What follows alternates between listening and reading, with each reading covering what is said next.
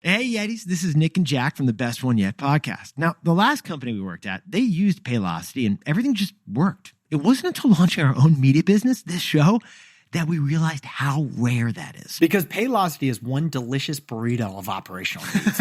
They roll up HR, finance, and IT seamlessly into one delicious bite. When everything wraps together like that all at once, your workforce, your tech stack, your business, you don't need more tools. You don't even need cilantro. You need one solution. And that is why Paylocity built a single platform to connect HR, finance, and IT with AI-driven insights and automated workflows that simplify the complex and power what's next. Or as we call it, a delicious operational burrito. Yes, we do. Experience a one place for all your HCM needs, besties. So start now at Paylocity.com/one. Paylocity.com/ONE.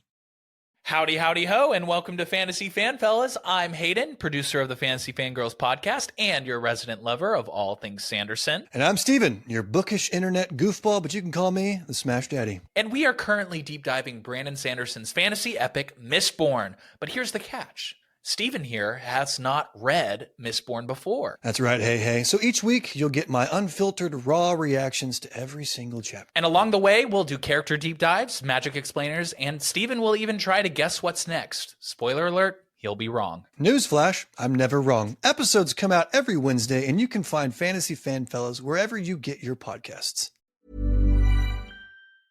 Blowing ad budget on metrics that look great till the CFO sees them. That's bull spend. And marketers are calling it out in Dashboard Confessions.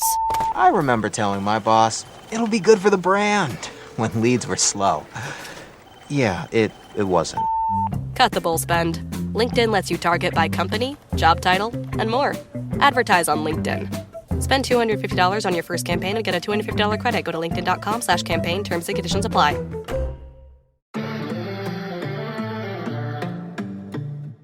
Hello, everyone, and welcome to Tech Magic, the podcast where we talk about innovation, technology, artificial intelligence, gaming, spatial computing, and everything in between. I am joined, as usual, by my co-host, Lee Kebler. Lee, how are you and where are you? Yeah, well, we had some family come in town, so we went to the Oregon coast. So I'm hanging out at some random Airbnb. Delightful coastal city. It's been wonderful. We've just had a good time. So yeah, this is not my normal studio or setup, so my apologies for that. But nonetheless, the show must go on. The show must go on. Well, I'm home. I'm definitely home. As my background, a lot of people can recognize that eventually.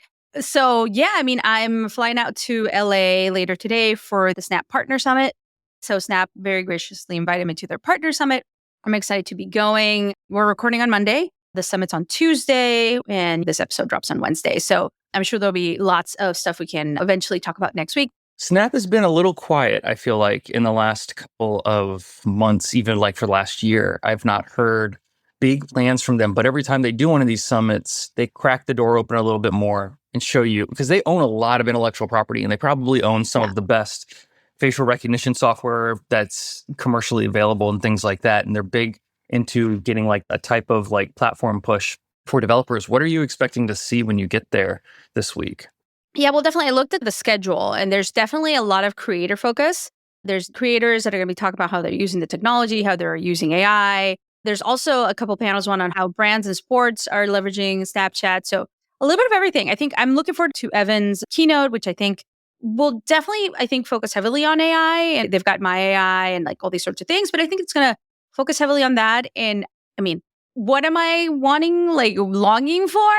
Maybe some type of hardware announcement? I mean, spectacles. They were spectacles was like are fun. I mean, I had the first ones. I didn't stand in line for the vending machine. For people that don't remember this, when spectacles first launched, there was a vending machine that dropped in like Santa Monica and people had to do these lines. A friend of mine was in line and he messaged me and I was like, get me a pair. But yeah, like you had to do this whole, like, it was like a drop, like a supreme drop. Yeah. Like the thing would land, no one knew where it would land. And the people would stand in hours to get, I think it was 2 headsets, 2 spectacles that you could get at the time. Oh. So we'll see. I knew some friends in LA who got a pair too. And I'm very curious to see if they continue on with that hardware push, how they can compete with Meta's Ray-Ban partnership, because that's obviously become the big lumbering giant that's in the room. That's just such a fantastic partnership with a glassware company. But spectacles were first. And I think that they've got better camera recognition software because they've been doing it for so long. Yeah. So I don't count them out. I think that there could be something really cool there. We'll just have to wait and see. I mean, there could be a partnership, right? I haven't even thought about that, but they could be they do a lot of work with fashion brands. Let's bring Oakley back. You know, let's bring Oakley back. Even the fact that a lot of people first experimented with virtual try-on in Snap. That's really who started innovating virtual try-on. Let's be clear here and very honest on how it really started. Now we do it everywhere, right? In the apps and here and there, but virtual try-on, in my perspective, really started at Snap. So we'll see. Looking forward to seeing what they have to say about hardware. Let's see. A couple of years ago, they acquired a brain-computer interface company. We're going to talk about brain-computer interfaces during the show a little bit further down. They acquired a company out of Paris called NextMind, who I was friends with the founder. They actually have a development kit that he sent me before they got acquired, of course. And that's been pretty quiet, to be honest. So I don't know. I think they need some good, exciting news. So I'm hoping Evan brings some good, exciting news. And this is a partner focus. So it's very focused on partners and creators and all sorts of things. But they probably are going to have some type of fun announcement. That's my guess. Well, we'll just have to wait and see. They've always done well with their partner agreements. And I've always loved how Snap has supported the artists that use their platform. I think they're one of the few that out the gate have always been like, you know what, we don't really exist if we don't have people creating with our tools. And they've done a great job of like listening to those creatives and not holding them back from making really clever and cool things. So I'm hoping the best, and you'll just have to come back and recap next week and tell us what you saw. Well, it was interesting. Two things. I was looking at the list of creators. I know none of the creators nowadays. Back in the day, early days, Shonduras and like all these other like creators, I knew who they were. Like we would know each other. So now I'm like, I have no idea who this new creator is. So you had to Google it and ChatGPT it now, right? Whatever term we're using nowadays. I asked Chad. The new verb. My house would call ChatGPT Chad. So I'll be like, I need to ask Chad. I did use ChatGPT this weekend for a Snap related thing.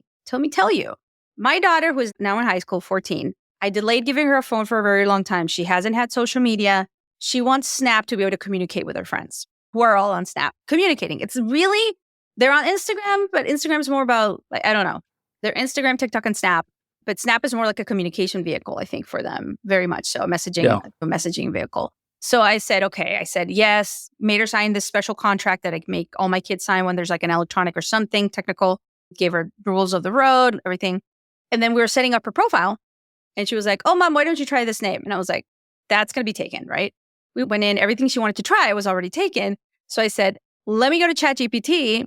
Asked ChatGPT, I said, what's a good username for a girl that's 14? This is her name. She's just getting started. She's in high school, blah, blah, blah, blah. And it gave me some really lame ones. Like, I was just like, yeah, this sounds not a good one. But it gave me a couple good ones where my daughter was like, oh, wow. So we ended up going with like a hybrid of her idea and like the ChatGPT suggestions. So yeah, I mean, she's on Snap now. Obviously, I'm not going to share her username or anything because I don't want any weirdos messaging her. Not that any weirdos listen to the podcast. You just never know. But you know.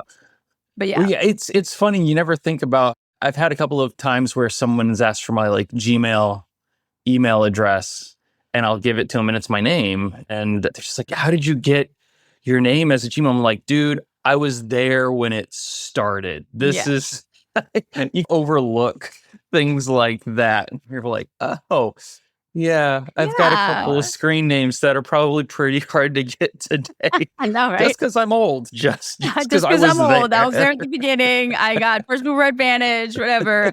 So yeah, that was fun. Being fully honest, like I used to use Snap quite a bit. I've been so busy with other stuff. I haven't used it in a while. So I feel like I had to go relearn it a little bit or prep myself again on how to use Snap so that I could teach my daughter. Because like otherwise, like, I mean, it's pretty intuitive. I mean, she got it really quickly. It is interesting because like they did fall off, I feel like, for a little while in the US. They held on internationally. Great. Actually, one of the largest communication platforms internationally, up there with WhatsApp. And for whatever reason in the US, they dipped off. And I think a big part of that had to do with Instagram making just such a huge push and WhatsApp. TikTok. And TikTok. Yeah. I mean, all of it. It was just too many apps that did very similar things. And you just did the thing that did the thing the best or the newest. I don't know. So it's strange to hear that there's another like youth return to Snapchat. They're all on Snap. Instagram and TikTok as well. But I think Snap's, like I said, it's like their WhatsApp, to be honest. Like, I feel like that's where they're all saying, oh, homecoming is happening, or go get your dress here, or whatever. So we'll have to see. But yeah, it's been a snap-filled couple of days for me, trying to set up her new profile, relearning the app, teaching her how to use it, and now I'm going to Snap. So you know what? We haven't talked about Lens Studio, Snap's Lens Studio, which are like Spark AR, but like, well, not Spark AR, but not anymore. Rest in peace. Not anymore. Yeah, not anymore. But I think maybe they'll have some Lens Studio. I mean, I haven't played with Lens Studio in a while. Like when it came out, I remember doing fun things, creating things. Without knowing what Meta is going to do at MetaConnect for the replacement of Spark, they have a real opportunity with Lens Studio because Lens Studio's biggest competitor was Spark. That was why it was designed. And knowing now that Meta doesn't have plans to not only support it, but they're actually going to fully deprecate it and remove it come January, there's a brief moment to strike and maybe pick up some more designers, because there were designers and full companies and creative companies that were fully moving over to Spark just to have that, for lack of a better word, it was a rug pull because no one saw it coming. I get why they did it. That doesn't mean it wasn't the right rug to pull. It just shocked everyone who had gone down that road professionally. It'll be interesting to see if Snap takes the opportunity to say, remember Lens Studio? Here's what we've done since you've left. You should come back. Because I do think that there's an opportunity to pull people back in that direction, especially if they can show a user base growth in a younger market. If they can do that, there's something there. There's something there for sure. I want to move on to some gaming news. A couple things. I am going to start with something that you and I did discuss, but it came to my mind. We should mention it. So Andreessen Horowitz venture capital firm, A16Z Games, has reopened applications for Speedrun, which is their gaming accelerator.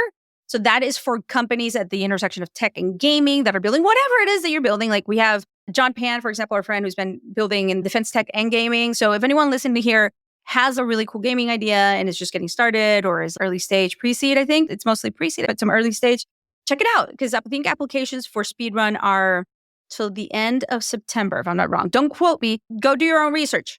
Okay. But I want to mention that because as bad as some things are in the gaming space, some other things are still great. There's still investment. It might be pretty bad if you're a bigger gaming studio that might be laying off people. And that's where I want to talk about the next piece of news, which I sent to you. I was like, how is this even real? Like, yeah. Anyway, I'll let you lead this one because I think you have some great insight into it, and I'll let you introduce it.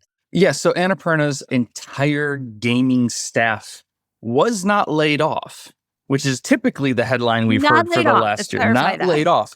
The whole staff quit. There's not a whole lot of detail of what has happened here, other than there was supposed to be a transition. They were supposed to transition under another department or another company. There was some type of business transaction that was supposed to happen. And when that did not happen, the staff said, we're out. And that's all we know. Now, with that being said, they do have some of the bigger indie titles to come out in gaming in 2024. They produced the game Stray. All of their games are very strange, but super addictive and like adorably Wasn't Stray cute. The cat one? Yeah, so Right? Strays, you play an alley cat in a cyberpunk city going about alley cat adventures and things like this. It went crazy. I remember it was like viral. It went viral. The game is really interesting and a lot of fun, and I'm not going to give away any of the story. The graphics were surprisingly good. For a cat cyberpunk game. Yeah, it was really strange. But Stray is up there with one of the better games that came out in 2023, 2024. They hit a second home run with a game called Outer Wilds. Outer Wilds is like a critically acclaimed game. I absolutely cannot say anything about it without giving away the plot. So other than you fly in a spaceship and you discover things on planets. That's as far as I can say. And if you're thinking No Man's Sky, you are absolutely wrong. It is a great game that has a very unique twist, and you should play it. But for the whole staff that created these fantastic games to just up and go, that does leave a lot of questions of like, well, what does that future look like for new DLC for these games, the future of spin-offs and sequels? The studio is going to continue to go on. The CEO has spoken out and said our main priority is focusing on what we do next. Like, they're going to keep on trying to go. And there's obviously some type of functional budget here because they've had 2 or 3 major hit games in the last year. Now, with that being said, this comes at a weird time because Outer Wilds did just finally release on the Nintendo Switch, both in the eShop and in a physical copy. with all the DLC. So there's a whole new group of gamers who are discovering these games, gonna expect tech updates, especially with having to run on older Switch hardware. You normally see those tech updates come pretty regularly. Without a staff, I'm not really sure what happens here. So time will tell. How many people? What's the number, like the staff number, like an estimate? The staff number wasn't massive. Let me see. I've got the story pulled up here. Yeah, because I mean, imagine that negotiation. Like, I want to be in the room when it happened, where 25 people are just like, see ya, like, we're leaving. I mean, in this moment in the gaming industry where things are pretty like shaky, if you're a studio, like. Well, and see, this is the thing that I find interesting about this. I said a staff of 25, and you're like, that's not that many people. And you're right. But that is all it takes to put out 2 really great games in a year. Really good indie games. Not, let's be clear, these are indie games. This is not Fallout. You're right, but they're great games nonetheless. So no, you're not going to get a Fallout level 80-hour exploring an entire landscape world, although No Man's Sky was started off as an indie game with Hello Games. So these things can take place. I think a big part of the layoffs we're seeing in the major publishing gaming arena is because they're creating these massive budgets for games with very little user market research, and they're putting them out and they're just rehashes of things that we've already played. And there's a lot of backlash to this. So when you drop hundreds of millions of dollars onto a game and then it doesn't sell because nobody asked for it, because you did no market research, it doesn't make sense. Whereas like Nintendo knows we're going to make a Zelda game, it's going to sell X amount of money, but we have to make it good. I mean, Nintendo doesn't run on their accolades, right? Like, they still make good games. And when they don't make good games, those games flop. And we saw Nintendo do that in the last couple of years too. They've had some flops. It's just about making good stuff. So I don't feel a whole lot of shock or pity when I see massive studios lay off huge teams because they put out a subpar product no one asked for. That's just how the market goes.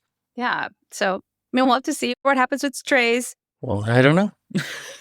Something's going to happen. Like, I have faith. Like, this is not the end of Annapurna. Like, I don't know. I'm a glass half full kind of gal. So I'm going to pretend like things will get back to normal and they'll continue being an indie game. Whenever you have that level of success with 2 games and you have got games coming in the future that people are excited about, it is yours to lose.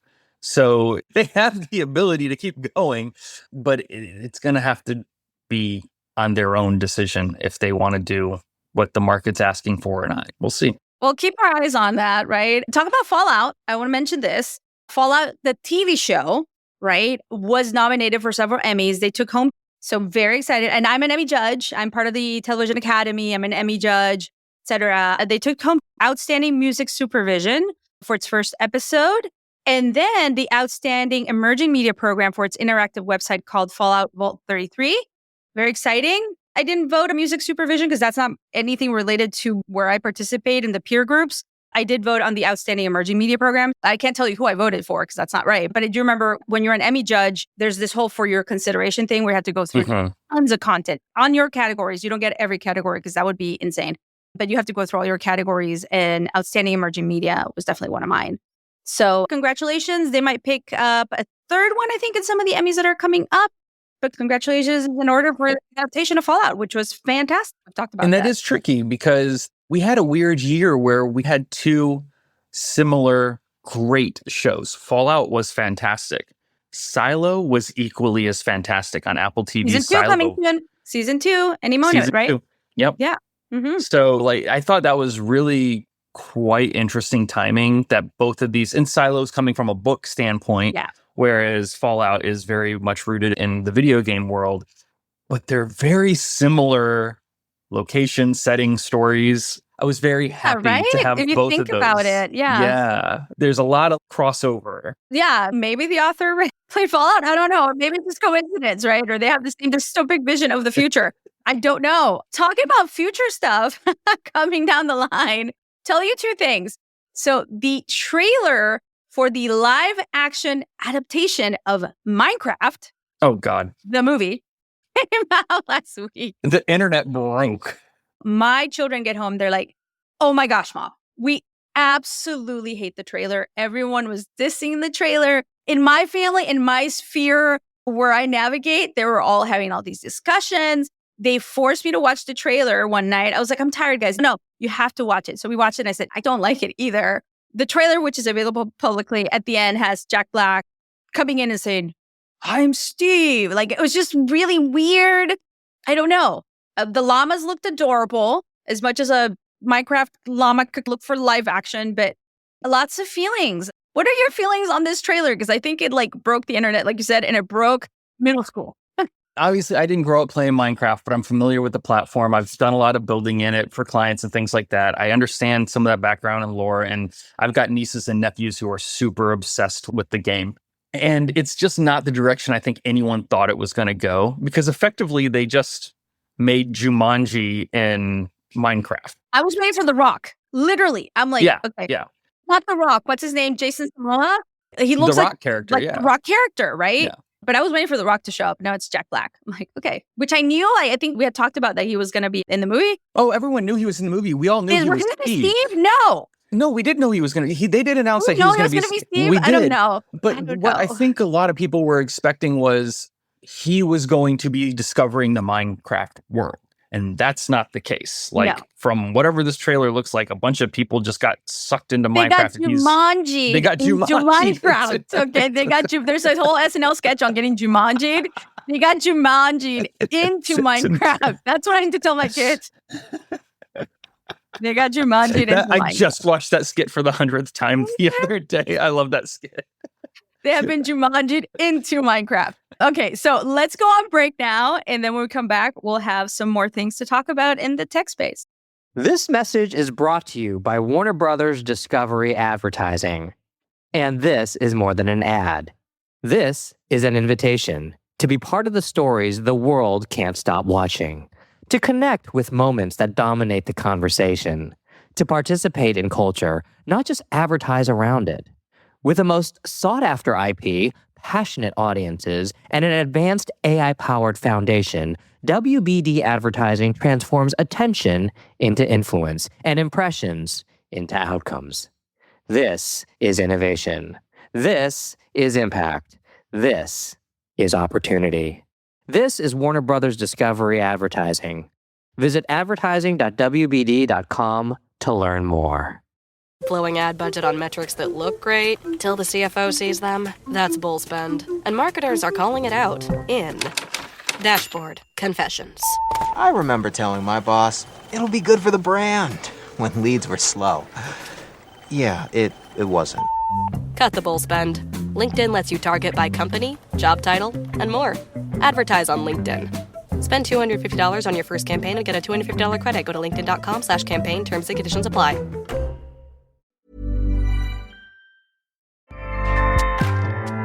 Acast powers the world's best podcasts. Here's a show that we recommend. What if you laughed all through your commute? Or if you heard the funniest story while at the gym?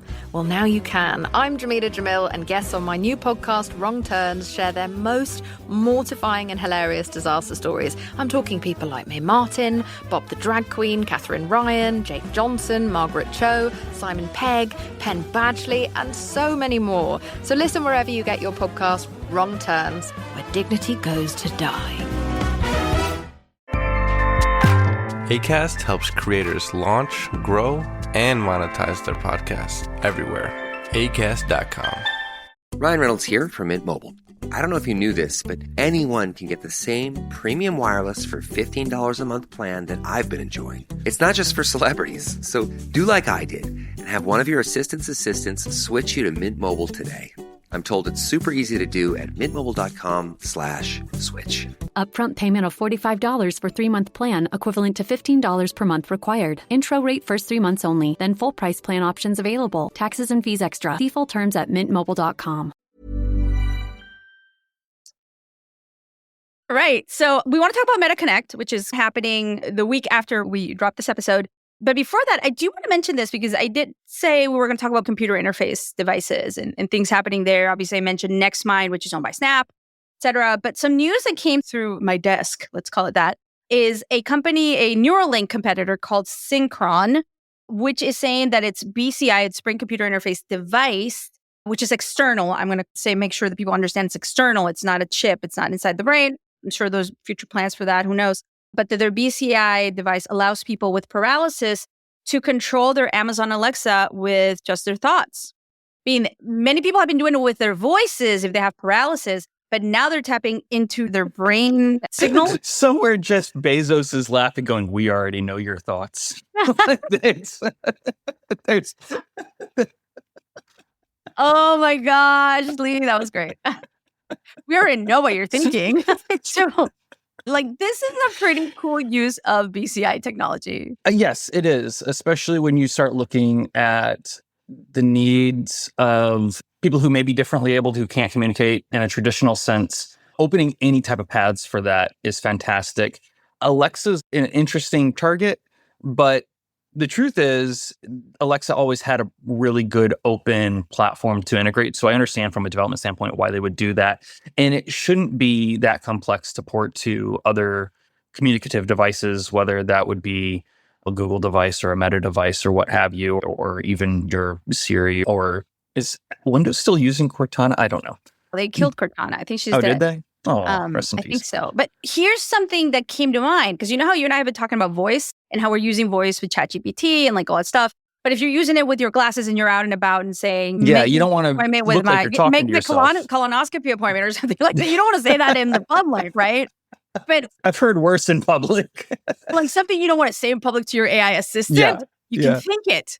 Right. So I thought about the long term as a futurist. I was like, well, how does this integrate into what we're talking about?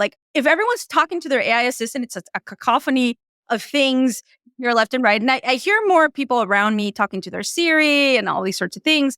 It's off-putting, though. It's off-putting. I was like, I do not need to know that, blah, blah, blah, exactly why you're making a comment. If you've ever been on public transportation and someone's gotten on your train or bus and they're just playing music on the speakerphone, it's really off-putting, right? Unless you're a performer and you're busking for money or something, I don't know. Then you get the Even New then York you're annoyed, but song. then get up the next guy. So I just can't imagine being trapped in a bus with a bunch of people audibly talking to their devices. Can you Jumanji me out of that? Jumanji out of the bus. So, it just seems like an off-putting way to interact with technology. It's fine when you're in the house. It's fine when you're on a walk or something like that, or you're on a jog. I get all of that. That's fine. Although I've had people walk past me while they're talking to Siri or just someone on their headphones, and you don't realize that they're not talking to you. And it's always a little awkward. It's just a little strange. So I think that's why the keyboard still exists, to be totally honest. We don't need it. It's just that it's strange to talk to your phone in public all the time. We shouldn't do that. So I thought about that, the conversation we've been having about voice, how it might all be tied together one day. Another thing, so the last thing we're going to talk about before Dispatch from the Fringe is MetaConnect. I know we already dove deep into it last week, but more stuff is coming out. I'm not actually going to be there physically. Yeah, Adam Davis is going, and we can have Adam Davis come back. He's hosted the show when you've been out, so he's a friend and familiar face to the show, and he's super excited about what he'll see. And he's been someone like yourself who's been on the forefront of the Meta Ray-Bans from the beginning. He's been a big proponent for that and is working with an interesting studio down in Los Angeles, so we'll see what he comes back with. So I spoke to Adam actually on Friday, and when we were chatting, we were both excited. I haven't felt this excited about VR in a while. I'm waiting to see what they say. And then the Meta Ray-Ban glasses, the code name for the AR glasses that they might be talking about. Oh, I have no idea. This is news to me. There is a code name for the AR stuff they're going to show, or that we think they're going to show. Creepy suspicion that it's going to be AI focused, but they're going to bring some hardware heat. I think they have to at this point. They have to, right? It's a great moment. They have to. If they don't and they just talk AI, it's a failure. Yeah. It's a good moment to talk hardware as well when you're starting to see everyone being like, great, am I going to upgrade to iPhone 16? No. I don't need to. So yeah, I think it's a good moment for Meta to be a little bit more on their hardware play there strategically. So we'll have to see lots of developer news, lots of announcements. I think conference season is starting back up again. Lots of events happening. So we'll have to keep tabs on all of that. But yeah, let's now go to Dispatch from the Fringe. And you and I have no idea what Dispatch is going to be this week because Lily has been busy and she is recording it on her own. So Lily, take us to Dispatch from the Fringe. Blowing ad budget on metrics that look great till the CFO sees them. That's bull spend. And marketers are calling it out in Dashboard confessions. I remember telling my boss, it'll be good for the brand, when leads were slow. Yeah, it wasn't. Cut the bull spend. LinkedIn lets you target by company, job title, and more. Advertise on LinkedIn. Spend $250 on your first campaign and get a $250 credit. Go to linkedin.com/campaign. Terms and conditions apply.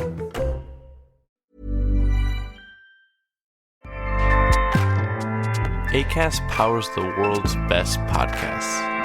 Here's a show that we recommend. Hello, it's Brooke Devard from Naked Beauty. Join me each week for unfiltered discussion about beauty trends, self-care journeys, wellness tips, and the products we absolutely love and cannot get enough of. If you are a skincare obsessive and you spend 20 plus minutes on your skincare routine, this podcast is for you. Or if you're a newbie at the beginning of your skincare journey, you'll love this podcast as well because we go so much deeper than beauty. I talk to incredible and inspiring people from across industries about their relationship with beauty. You'll also hear from skincare experts. We break down lots of myths in the beauty industry. If this sounds like your thing, search for Naked Beauty on your podcast app and listen along. I hope you'll join us. Ryan Reynolds here from Mint Mobile. I don't know if you knew this, but anyone can get the same premium wireless for $15 a month plan that I've been enjoying. It's not just for celebrities. So do like I did and have one of your assistants switch you to Mint Mobile today. I'm told it's super easy to do at mintmobile.com/switch. Upfront payment of $45 for 3-month plan, equivalent to $15 per month required. Intro rate first 3 months only, then full price plan options available. Taxes and fees extra. See full terms at mintmobile.com. Hello, everyone, and welcome back to the Dispatch from the Fringe. I hope everyone had a nice summer break. And for those of you who may have collected some things over the year and are ready for some fall cleaning, this article and story is for you. Researchers from Stanford University conducted a study to see if virtual reality can help hoarders practice throwing away their cherished trash. They used 9 subjects for their study, all who are clinically diagnosed as hoarders and are over the age of 55. Now, we know that when you do things in VR, even if you've never done them in real life before, you feel like you have that skill. You feel like you've done that thing, which is why virtual reality is so great for training and simulations. So the researchers thought that they could apply it to hoarding, which is a disease that isn't totally understood. And maybe virtual reality can help patients and people that hoard understand it better. So the people with the hoarding problem were to first do online group therapy for 16 weeks, and then they'd go into the VR portion of the study, where they actually captured 30 objects that they owned, along with videos and pictures. And then in VR, these objects were rendered, which lent each individual to move within their simulated spaces and practice virtually throwing objects away or recycling or donating them. And as part of the homework, after doing a VR session, they had to discard a real object in their home as well. So researchers said 7 out of the 9 participants self-reported that their hoarding problems decreased. And on the home visits, 8 out of the 9 had visually less stuff inside their homes. So this is just another cool story about the powers of virtual reality and all the weird and crazy ways we can use it. That's all. Amazing. Thank you, Lily, for that dispatch from the Fringe. You always keep it coming with the funny, not the funny, the weird, I don't even know, weird tech. We'll just add a left field. At a left field tech. There we go. So yeah, but we'll be back next week. Lee, where are you going to be next week? I will be home. I'll be back in the studio. Everything will be back to normal. This is our last desperate plea to hold on to summer before we finally just give in to fall. So yeah, we'll be back next week just as normal. Yeah, I'm staying home for right now. I might go to New York during the whole UN meeting. There's a United Nations Youth Futures event that I might attend, talking about the future of youth. And obviously, I'm very involved in the gaming side of it, so I might be able to report on that. But yeah, thank you for being here, Lee. Have a great week. Yeah, and thanks everyone for listening to Tech Magic. We'll be back next week.